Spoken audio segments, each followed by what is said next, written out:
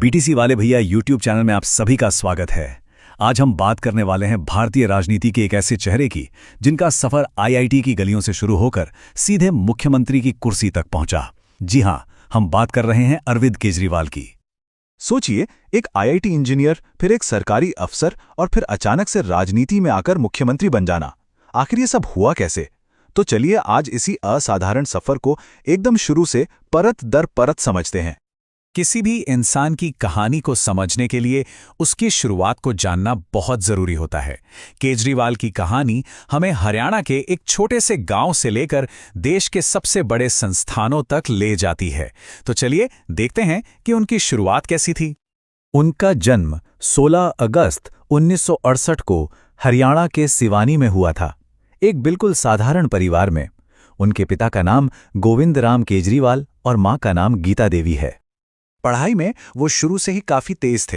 हिसार में शुरुआती पढ़ाई करने के बाद उन्होंने देश के सबसे प्रतिष्ठित संस्थानों में से एक आईआईटी खड़गपुर में एडमिशन लिया और 1989 में वहां से मैकेनिकल इंजीनियर बनकर निकले। इसके बाद उन्होंने टाटा स्टील जैसी बड़ी कंपनी में नौकरी भी की। लेकिन शायद कॉर्पोरेट की दुनिया उनके लिए बनी ही नहीं थी। 1995 में उन्होंने एक बड़ा फैसला लिया और वो बन गए आईआरएस अफसर। ये एक ऐसा कदम था जिसने उन्हें सीधे सत्ता के गलियारों के अंदर पहुंचा दिया। और अब यहां से कहानी में एक बहुत बड़ा मोड़ आता है। एक सरकारी अफसर अब एक सामाजिक कार्यकर्ता बनने की राह पर था। पर सवाल यह है कि आखिर ऐसा हुआ क्या? आईआरएस में काम करते हुए उन्होंने सिस्टम में फैले भ्रष्टाचार को अपनी आंखों से देखा। ये कोई सुनी सुनाई बातें नहीं थीं, ये वो हकीकत थी जिसे वो रोज जी रहे थे। और बस यहीं से उनके अंदर बदलाव की एक चिंगारी जली। उनके काम को बहुत जल्द ही अंतर्राष्ट्रीय पहचान भी मिली। साल 2006 में आरटीआई यानी सूचना के अधिकार को एक आम आदमी का हथियार बनाने के लिए उन्हें प्रतिष्ठित रेमन मैग्सेसे पुरस्कार से सम्मानित किया गया। ये कोई छोटा मोटा अवार्ड नहीं है, इसे एशिया का नोबेल पुरस्कार भी कहते हैं। समाज सेवा से राजनीति तक का सफर ज्यादा लंबा नहीं था और यहीं से उनके राजनीतिक करियर की असल शुरुआत होती है, जिसने पूरे देश का ध्यान उनकी ओर खींचा। साल 2011, आपको याद होगा, अन्ना हजारे का वो आंदोलन जिसने पूरे देश को हिलाकर रख दिया था। अरविंद केजरीवाल उस आंदोलन के सबसे प्रमुख चेहरों में से एक थे और इसी आंदोलन की कोख से 2012 में जन्म हुआ एक नई पार्टी का, आम आदमी पार्टी। उनकी पार्टी का मकसद और नारा बहुत सीधा था, आम आदमी की सरकार। एक ऐसा वादा जिसने दिल्ली के लोगों को एक नई उम्मीद दी। अब बात करते हैं उनके मुख्यमंत्री के कार्यकाल की, जो सच में किसी रोलर कोस्टर राइड से कम नहीं था। इसमें जबरदस्त जीत भी थी और बड़ी उथल-पुथल भी।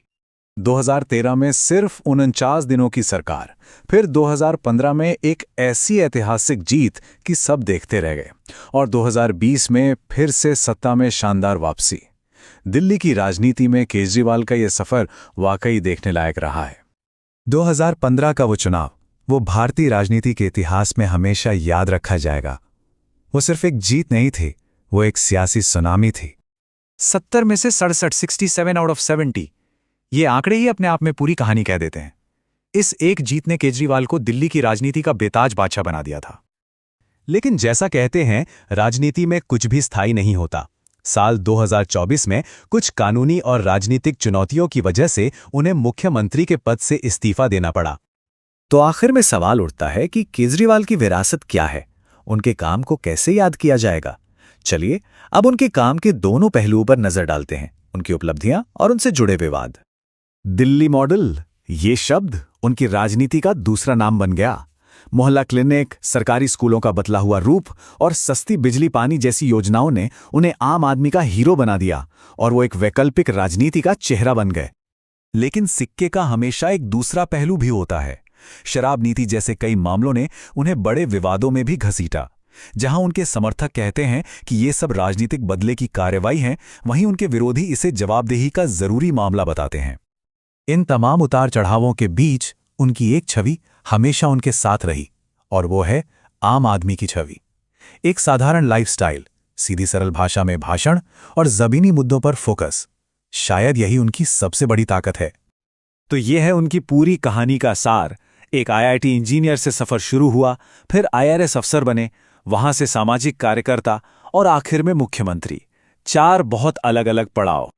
उनकी इस यात्रा को अगर एक लाइन में कहना हो तो हम कह सकते हैं ये ईमानदारी, संघर्ष और विवादों का एक बहुत ही दिलचस्प मिश्रण है। लेकिन असली सवाल तो ये है कि उनकी इस पूरी यात्रा का भारतीय राजनीति पर लंबे समय में क्या असर पड़ेगा। खैर, इस सवाल का जवाब तो आने वाला वक्त ही देगा। ऐसे ही और वीडियोस के लिए BTC वाले भैया YouTube चैनल को सब्सक्राइब जरूर करें। मिलते हैं अगले वीडियो में, तब तक के लिए टाटा बाय, नमस्कार।